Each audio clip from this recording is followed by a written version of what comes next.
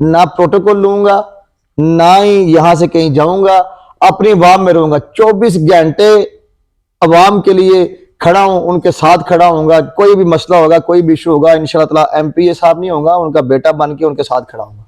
अगर तो सारी जिंदगी सियासी खान घरानों को, बड़ों को देख के वोट देने हैं, तो फिर हमारे गुजरात का यही हाल रहना है। तो इंशाल्लाह ताला मैं अपनी अवाम से रिक्वेस्ट करता हूं, मैं आपका भाई भी हूं, आपका बेटा भी हूं।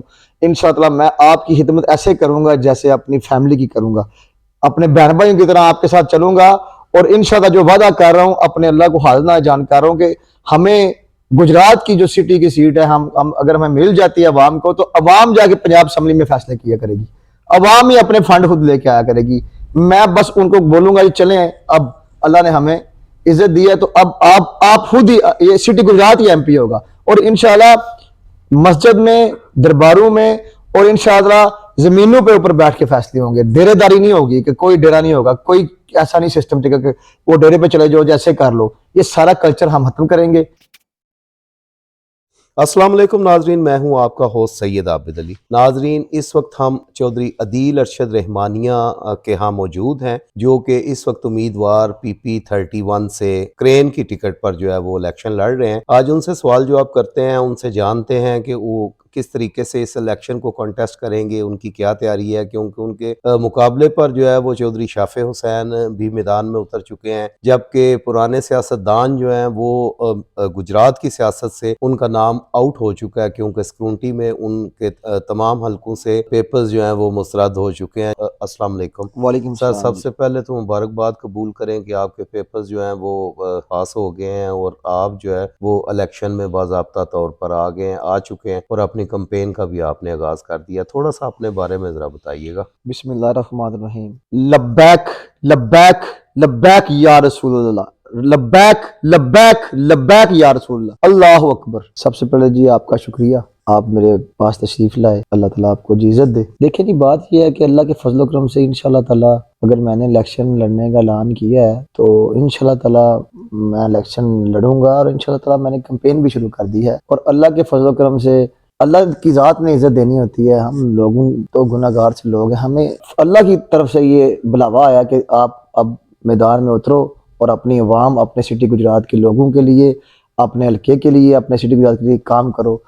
और इंशाल्लाह ताला जी, अल्लाह ने अगर इज़्ज़त दी तो इंशाल्लाह अवाम के साथ ही बैठूंगा।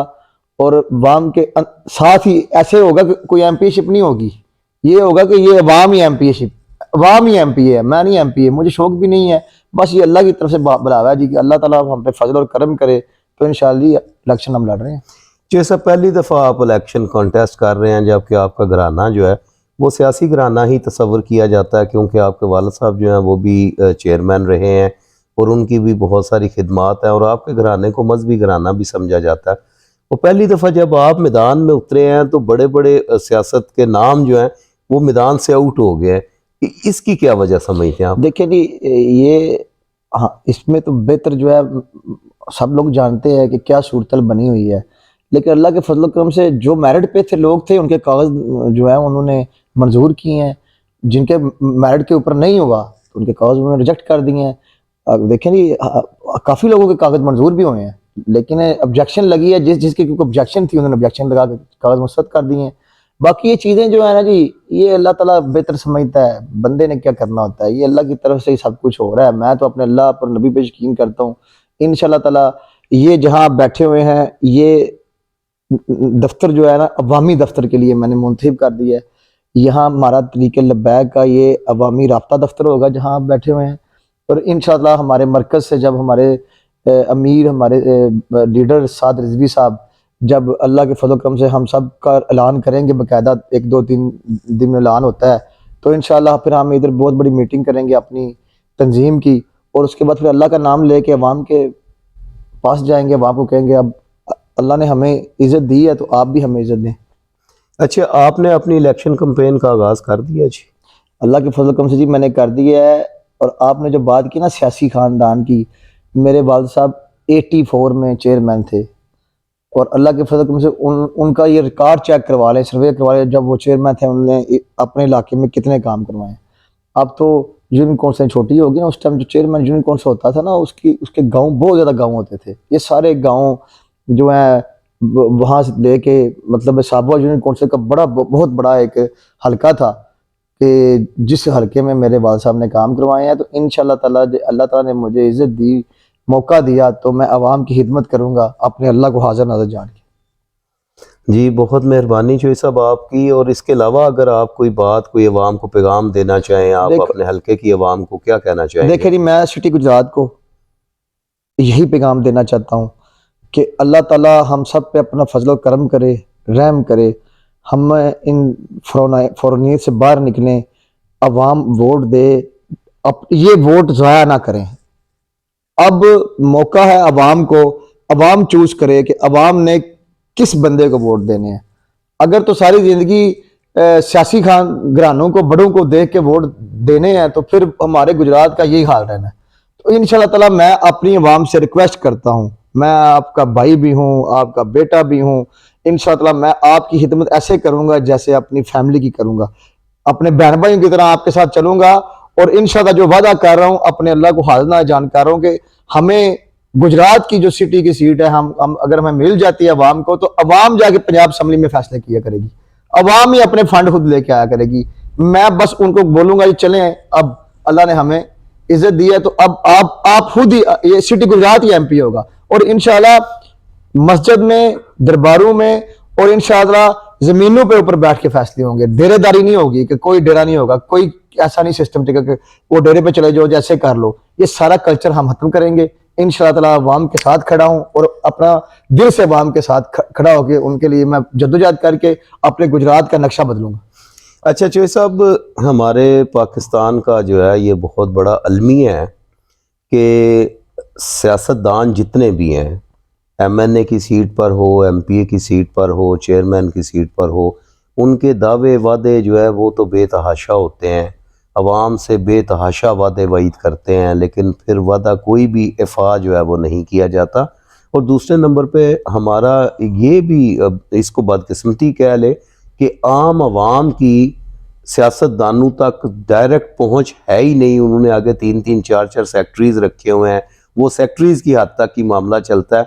अल्लाह ताला की ज़ात आपको कामयाबी दे। अगर आप कामयाब हो जाते हैं तो आप क्या समझते हैं कि आप देखें जी, अल्लाह के फजल करम से ये अवामी इकट्ठ होगा इंशाल्लाह। मैं एमपी वही कह रहा हूँ ना, ये जो सियासतदान आगे बातें करके वादे करके फिर 5 साल मिलते नहीं है, इंशाल्लाह ताला ये अदना मस्कीन गरीब बंदा अपनी अवाम को बोलेगा आप ही एमपी हैं, ना प्रोटोकॉल लूंगा, ना ही यहाँ से कहीं जाऊंगा, अपनी अवाम में रहूंगा, 24 घंटे अवाम के लिए खड़ा हूं, उनके साथ खड़ा होऊंगा। कोई भी मसला होगा, कोई भी इशू होगा, इंशाल्लाह ताला एमपी साहब नहीं होगा, उनका बेटा बन के उनके साथ खड़ा होऊंगा।